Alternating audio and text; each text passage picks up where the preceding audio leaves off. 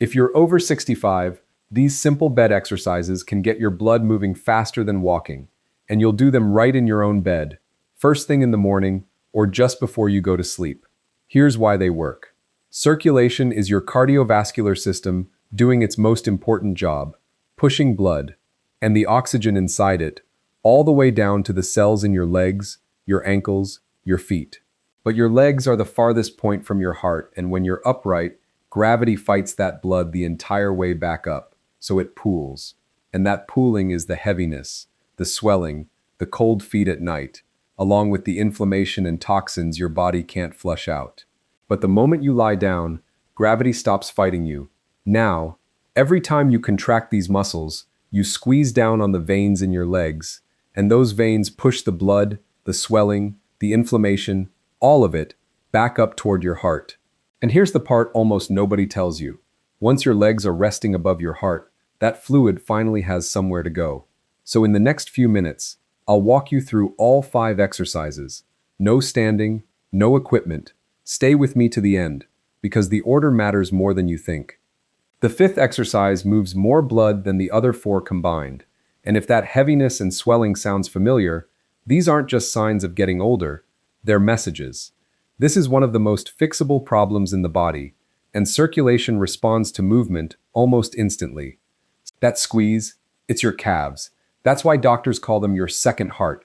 Every time they contract, they pump the blood back up. So I saved the most powerful move for last. Stay with me, and tell me your age and where you're watching from in the comments. Now, are you ready? Let's start with number 1, exercise 1, ankle pumps. We begin with the simplest movement of all, and I want you to resist the urge to skip it because it looks too basic. In my experience, the exercises that look the most ordinary are very often the ones that do the most work. This first one is called the ankle pump, and it is the single most direct way to switch on that second heart inside your calves. Lie flat on your back, with your legs straight and relaxed. Now simply point your toes down and away from you, then flex them back up toward your face. Down and up, down and up. That's the whole movement. Each time you flex your foot up, you contract the big calf muscles at the back of your lower leg, and every contraction squeezes the veins and drives a wave of blood up and out of your feet and ankles, back toward your heart. It's a pump you control with your own 2 feet. Do this slowly and with intention for about 30 seconds. You should feel a gentle working sensation in your calves.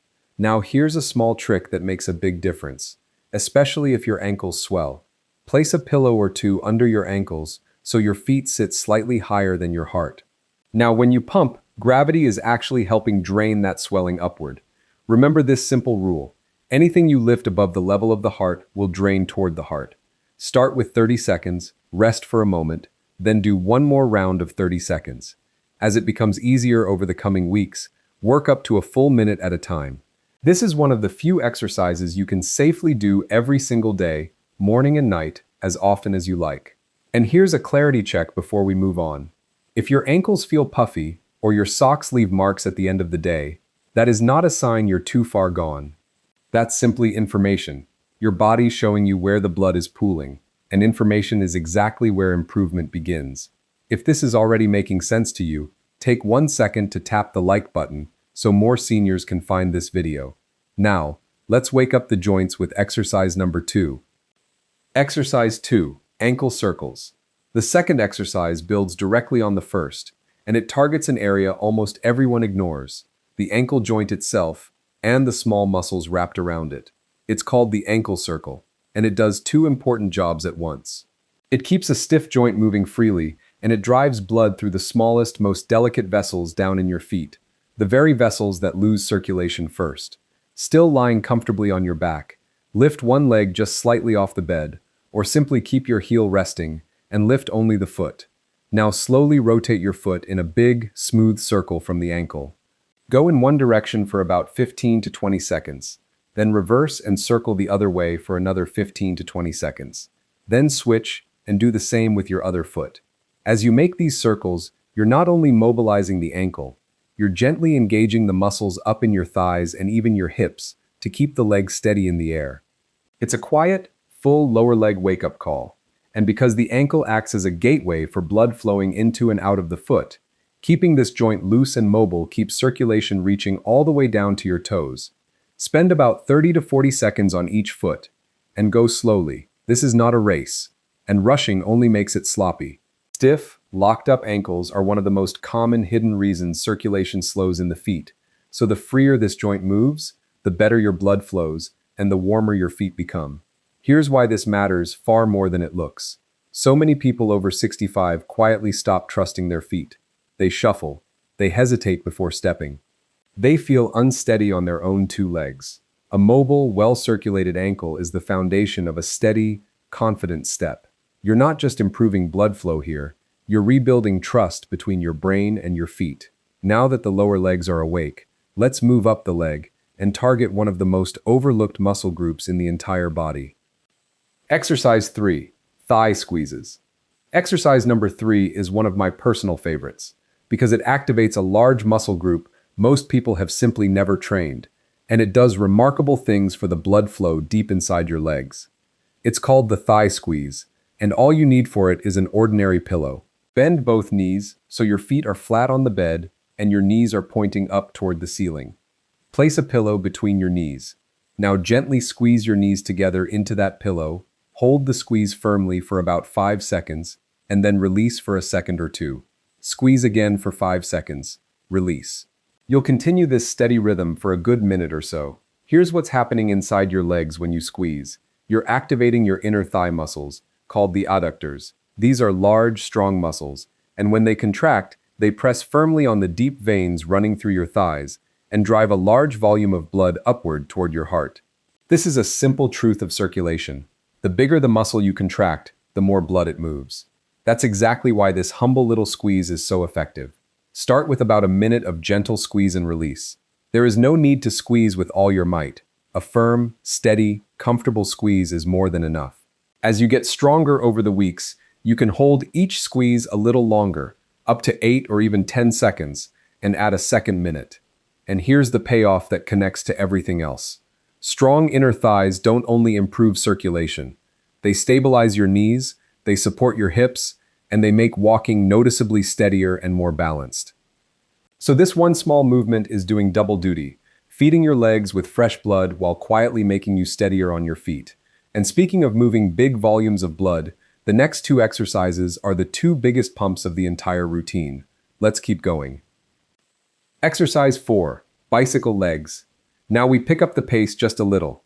Exercise number 4 is the bicycle, and it's the one that finally gets your whole leg working together as a team. Your calves, your thighs, your hips, and even your core, all pumping in one continuous rhythm. Gently lift both knees off the bed and begin moving your legs as if you were slowly pedaling a bicycle up in the air. Smooth, easy circles.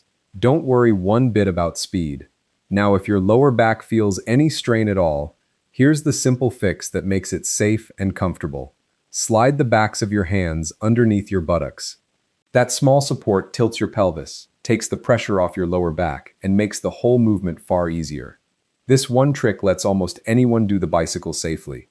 Pedal forward for a while, and then, if you're able, reverse the direction and pedal backward. Going backward will feel strange and clumsy at first. Your brain isn't used to that pattern, but that clumsiness is a good sign. You're waking up new nerve pathways and challenging your coordination in a gentle, safe way. Aim for about a minute total. If your legs get tired before that, simply rest your feet on the bed, breathe, and start again when you're ready. Why is this so powerful for your circulation? Because you are contracting nearly every muscle in your legs in a continuous, rolling rhythm. And continuous contraction means continuous pumping. The blood never gets a chance to pool and sit still. It keeps moving up and out with every single pedal.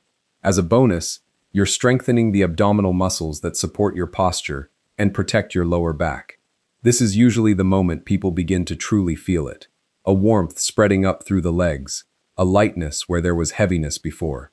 That warmth is fresh, oxygen-rich blood, arriving where it was missing. Hold on to that feeling, because the final exercise takes it even further. This last one brings everything together, and it is, without question, the most important of all 5.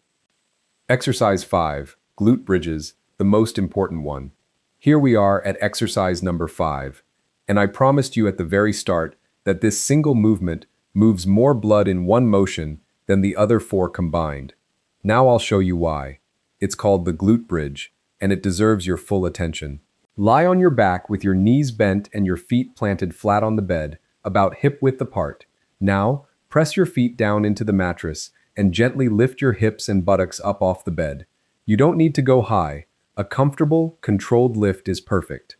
Hold at the top for 2 or 3 seconds, then slowly lower yourself back down. That's 1 repetition. Simple, safe, and deeply effective. So why is this the most powerful of all 5? Because it activates the largest muscles in your entire lower body all at the same time. Your buttocks, your hamstrings at the back of your thighs, your quadriceps at the front, and your calves. When all of these big muscles contract together in one motion, they squeeze the deep veins and drive an enormous surge of blood back toward your heart. Nothing else you can do lying flat on your back pumps this much blood in a single movement. Start gently. Lift, hold for 2 or 3 seconds, lower with control, and repeat for about a minute, working up to 2 minutes over time. If lifting your hips feels difficult at first, only lift an inch or 2. Even that small lift activates the muscles and begins the work. As you grow stronger, week by week, you'll lift higher and hold longer with ease. And now, here is the mistake I promised you all the way back at the beginning, the one quiet error that silently cancels out all your hard work, holding your breath. So many people clench their jaw and hold their breath during the bridge, and honestly during every one of these 5 exercises. When you hold your breath and strain, you spike the pressure inside your chest and actually reduce the very blood flow you're working so hard to create. So please, breathe. Breathe out as you lift your hips, breathe in as you lower them. Calm, steady, natural breathing is what allows the blood to flow freely. That single detail is the difference between simply doing the exercise and doing it in a way that truly works. Now let's put the whole picture together, because I told you the order was never random, and here's the reason. We started with ankle pumps to switch on your second heart and begin draining blood up out of your feet. Then ankle circles to open the joints and reach the smallest vessels in your feet. Then thigh squeezes to bring in the big inner thigh muscles and push a larger volume upward. Then the bicycle to get your entire leg pumping in one continuous rhythm. And finally the glute bridge, the biggest pump of all, to send a full surge of fresh, oxygen-rich blood down into your legs and back up to your heart. Each exercise builds on the one before it, layering more and more muscle into the pump as you go. Together, they take just a few minutes, they cost nothing, and you can do every single one of them without ever leaving your bed. Do them when you first wake up, and you begin your day with warm, awake, light-feeling legs. Do them before you sleep, and you go to bed with less swelling and far less of that heavy, tired ache. And here's the truth I most want you to remember. You do not need intensity. You do not need to exhaust yourself or push through pain. What your legs need is consistency. Just a few minutes, most days of the week. Your muscles are still fully capable of pumping blood beautifully, no matter your age. They have not forgotten how. They've simply been waiting for you to give them the signal. After you finish, if you're able, try to stand up and take a few gentle steps to keep that fresh circulation flowing. And if standing is difficult for you, that's perfectly all right. Stay right there in bed and keep gently contracting those calves and thighs. Every squeeze counts. Every pump sends blood home to your heart. Before you go, I'd love to hear from you. Which of these 5 exercises feels most important for you to start with tonight? Tell us in the comments. We read every one we can. And if you'd like more calm, clear, science-based guidance to help you stay strong, steady, and independent, consider subscribing. No pressure, just quiet support whenever you need it. Your legs are still fully capable of carrying you well through the years ahead. They were only ever waiting for the right message. Now go give it to them. And above all, make it a great day.